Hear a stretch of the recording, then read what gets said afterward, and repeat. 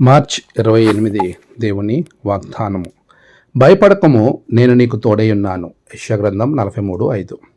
మన ప్రభువైన యేసుక్రీస్తు నామములో మీ అందరికీ ఉదయం శుభములు తెలియజేస్తూ ఉన్నాను. ప్రియులారా, మన జీవితంలో అనేకమైన విషయాల్లో అనేకమైన భయాందోళనలు కలుగుతూ ఉంటాయి.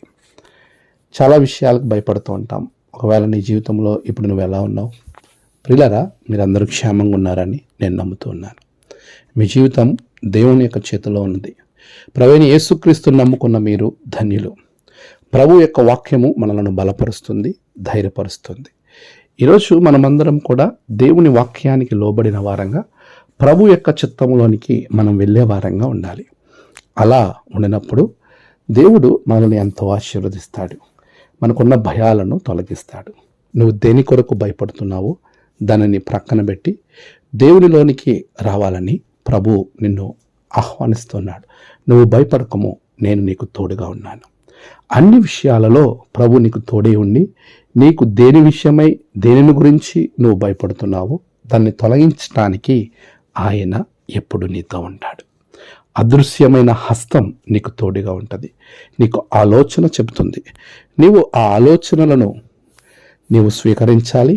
ప్రభు ఆలోచనలను నువ్వు గుర్తించాలి. దాని ప్రకారంగా నడిచేవానిగా ఉండాలి. భయపడకము, దేనిని బట్టి భయపడవలసిన అవసరత లేదు.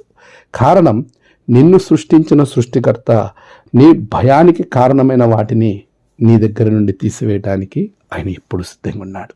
మరి ఆయన పిలుపుకు నువ్వు రాగలుగుతున్నావా? వస్తే ఆనాడు యోసేపు భయాలను తొలగించిన దేవుడు, ఆనాడు మరియ గారికి భయాలు తొలగించిన దేవుడు నీకు కూడా తొలగించబోతున్నాడు. అలాంటి గొప్ప ఆదరణ, నెమ్మది దేవుడు మీకు అనుగ్రహించి నడిపించును గాక. ఆమెన్. ప్రార్థన. సర్వశక్తిమంతుడా, గొప్ప దేవ, ప్రపంచం ఏమనుకుంటుందో అని భయాందోళన మధ్య ఉన్న యోసేపు మరియ దంపతులకు వారి భయాలన్నీ నీ దర్శన స్వరం ద్వారా పోగొట్టావు. వారిని నడిపించావు. గొప్ప వ్యక్తులుగా చరిత్రలో నిలబెట్టావు.